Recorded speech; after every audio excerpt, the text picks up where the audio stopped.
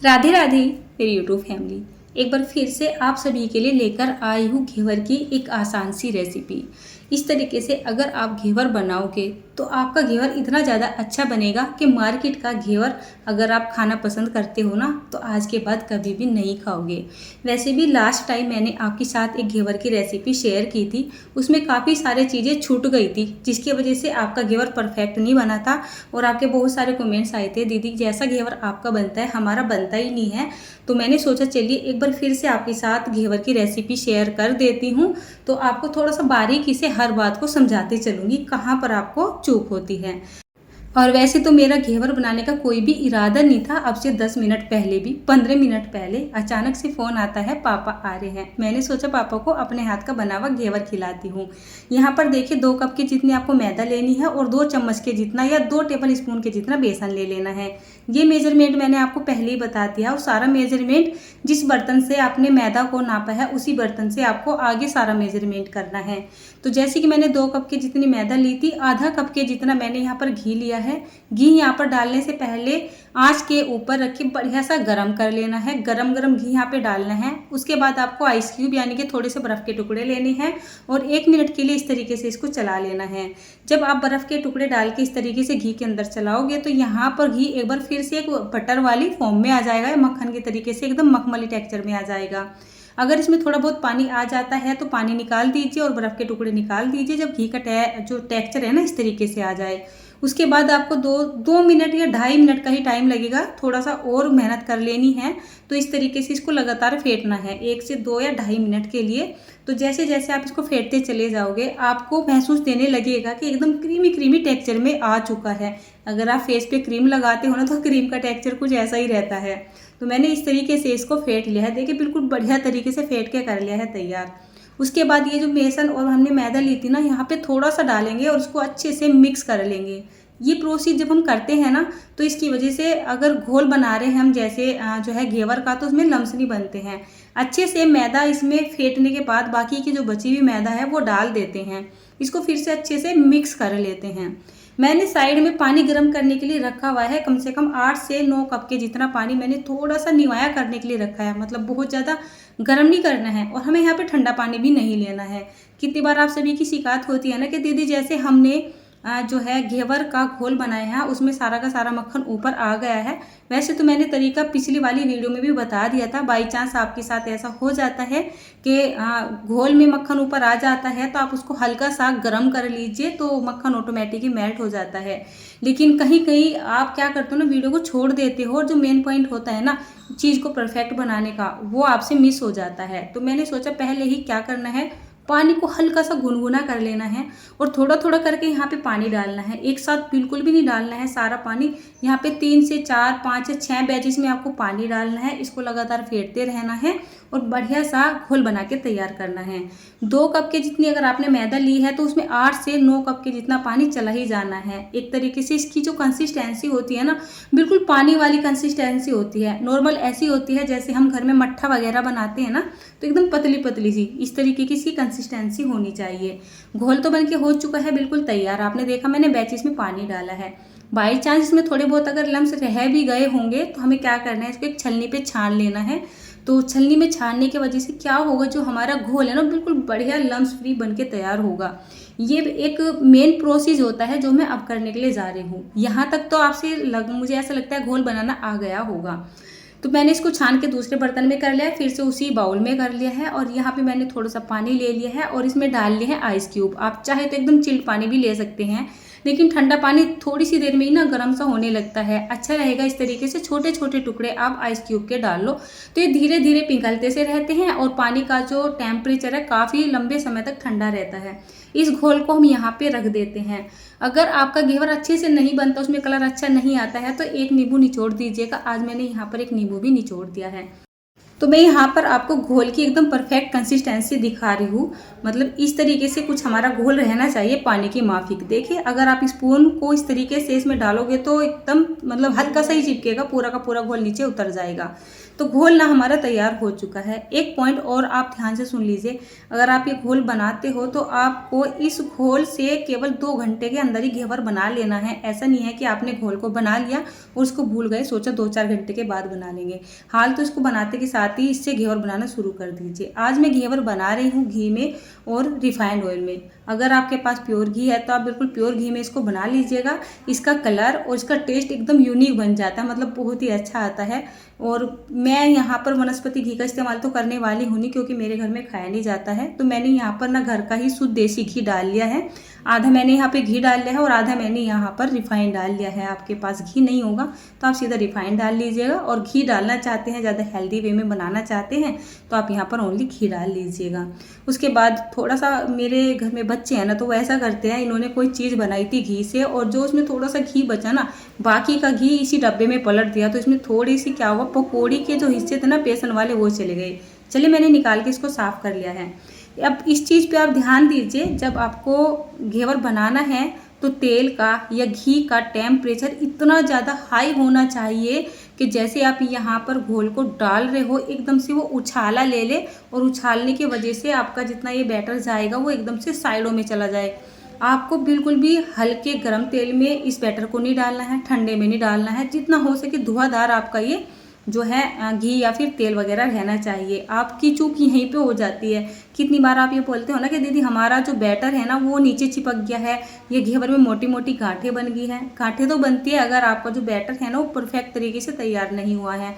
और जब नीचे चिपकता है तो इसका मतलब ये है गैस का फ्लेम धीमा है और आपने ठंडे तेल में इस बैटर को डाल दिया है या फिर ज़्यादा क्वांटिटी में डाल दिया है। आप देख ही रहे होंगे यहाँ पर मैं बहुत ही थोड़ा थोड़ा सा बैटर डाल रही हूँ और कम से कम यहाँ पर 25 से 30 सेकंड का बीच में टाइम भी लेती हूँ। एक बार ये घोल डाल देती हूँ और फिर मैं थोड़ा सा टाइम ले लेती हूँ ताकि तेल वापस से गर्म हो जाए।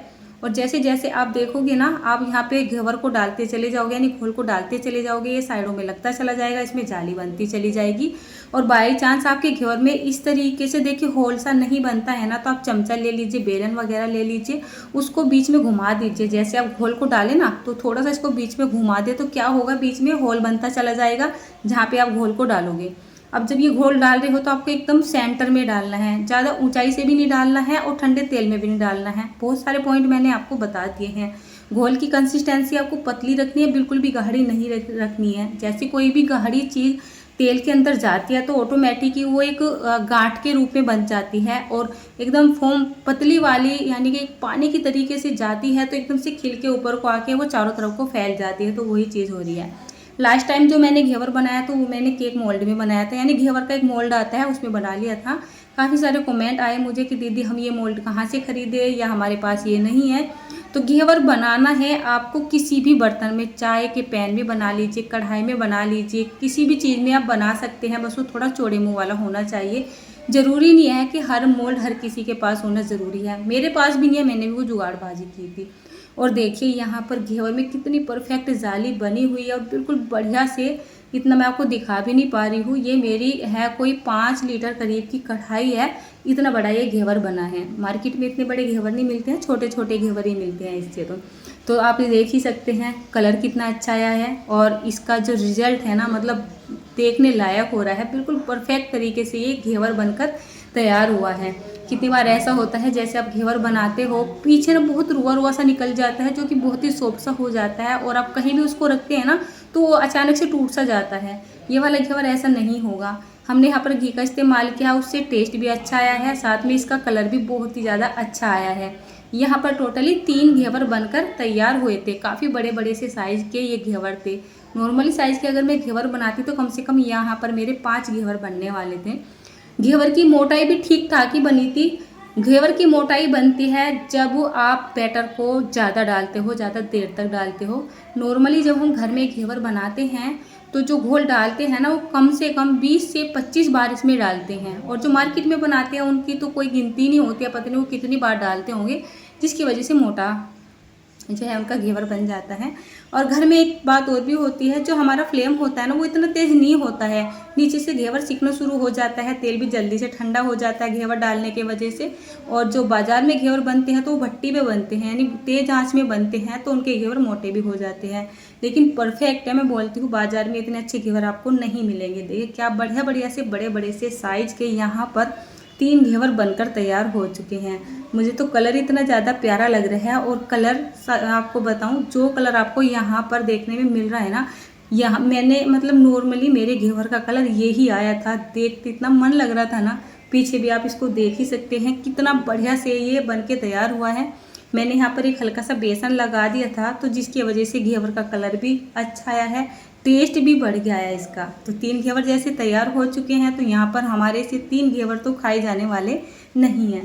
तो इसमें से क्या करते हैं, मेरे पास है जो रबड़ी बनाई थी मैंने दूध से, वो कम है, तो वो लगभग में 1 से 1.5 घेवर पर ही लगेगी। तो चलिए 1 घेवर के ऊपर इस रबड़ी को लगा देती हूँ और इस रेसिपी को कंप्लीट करती हूँ। अब मैं बताती हूँ आज मैंने आपके साथ घेवर की रेसिपी क्यों शेयर की है। सावन का महीना चल रहा है और यूपी में तो लगभग में सभी जानते होंगे, यूपी हरियाणा में एक तीज आती है मायके से बेटी के लिए। हमारे इधर सिंदारा बोला जाता है या फिर कोथली वगैरह बोला जाता है। तो आज अचानक से ही सुबह मेरे पापा का फ़ोन आता है कि अब बेटा आज हम आ रहे हैं सिंदारा लेके।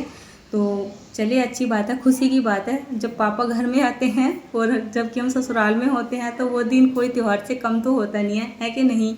तो मैंने सोचा चलिए पापा को घेवर बना के खिला देती हूँ। अक्सर पापा मेरी वीडियोस वगैरह देखते रहते हैं, उन्हें बहुत ज़्यादा खुशी होती है और वे ये सोचते हैं कि घेवर घर पे नहीं बना सकते हैं। जैसे ही मैं बोलती रहती हूँ उन्हें लगता नहीं था, वैसे ही बोलती है। मैंने सोचा आज घेवर ही पापा को खिला देती हूँ, क्योंकि हमारे यहाँ पर जो है सिंदारे में घेवर भी चलते हैं। वे बोल रहे थे कि बाज़ार से घेवर लेके आऊँ, तो मैंने उनको मना कर दिया था ना, बिल्कुल भी घेवर नहीं लेके आना पापा, हम घर पे बनाते हैं।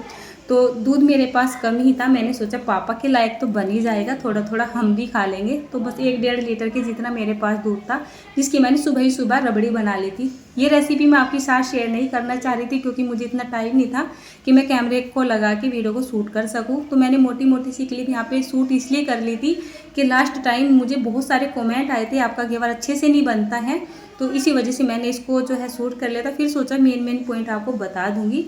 तो यहाँ पर मैंने इसके ऊपर दूध की रबड़ी लगा ली है, साथ में आज मैंने इस पर सिरप भी डाल दिया है। लास्ट वीडियो में मैंने सिरप नहीं डाला था, तो आप बोलते हो चीनी का सिरप क्यों नहीं डाला, चीनी का सिरप क्यों नहीं डाला। तो रबड़ी से पहले मैंने सिरप ही डाला था। और जब सिरप डाल दिया जाता है तो हमें मीठा ज़्यादा सा लगने लगता है। मेरे घर में मीठा बहुत ज़्यादा पसंद नहीं किया जाता है, और शादी से पहले से ही हम घेवर खाते हैं। तो पापा लेके आते थे जैसे मार्केट से नॉर्मली, अब तो घर पे बना लेते हैं। तो पापा क्या करते थे, ऐसे शाम के टाइम में काम पे से आते थे और लेके आ जाते थे। तो हम शाम के टाइम में डेली की डेली रबड़ी बनाते थे, क्योंकि हमारे घर में गाय भैंसें रहती थी, दूध की कमी नहीं थी। तो डेली बस रबड़ी डाल के खाते थे, मीठा डाल के नहीं खाया करते थे हम।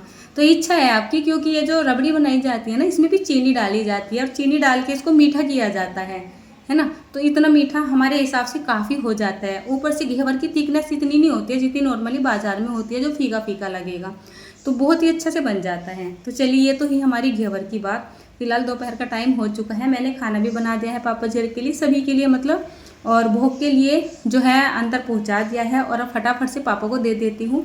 मैंने यहाँ पे चाशनी को डाल दिया है, इससे पहले ये ज़्यादा हलवा सा बन जाए, तो फटाफट थोड़ा सा क्रिस्पी सा, थोड़ा सा स्वादिष्ट सा, सॉफ्ट सा और टेस्टी सा घेवर पापा को देती हूँ। और आप रिस्पॉन्स ही देख लीजिए। और जब मैं घेवर बना रही थी पापा देखी बहुत खुश हो रहे थे, उन्हें बहुत अच्छा लग रहा था। मतलब पापा काफ़ी दिन में आते हैं, मम्मी तो आ भी जाती है, पापा बहुत दिन में आते हैं। और पापा को मेरे काम के बारे में पता ही है, लेकिन सही पूछ के टेस्ट आज ही कर रहे हैं मेरी रेसिपी का। और मैं पापा से ये पूछ रही थी कि पापा आप बोल रहे थे बाज़ार से लाने की घेवर को, आप ये वाला घेवर खाइए और मुझे बताइए ये घेवर कैसा लग रहा है। और खाते के साथ ही ना पापा खुश हो गए, पापा बोले मज़ा ही आ गया है, कि मतलब इसके सामने बाज़ार का घेवर बिल्कुल फेल है, बिल्कुल फेल हो ही नहीं सकता है बाज़ार का घेवर इससे अच्छा। बहुत ही ज़्यादा अच्छा घेवर बनके तैयार हुआ है। पापा तारीफ होके पुल ही बांध रहे थे एक तरीके से। पीछे बैठा है मेरा भांजा और वो कैमरे के सामने आना नहीं चाहता है और पीछे बैठ के खा रहा है। उसे लग रहा है कि मेरे पास तक कैमरा नहीं आ रहा है, लेकिन मेरे कैमरे ने उसको भी कैप्चर कर लिया है।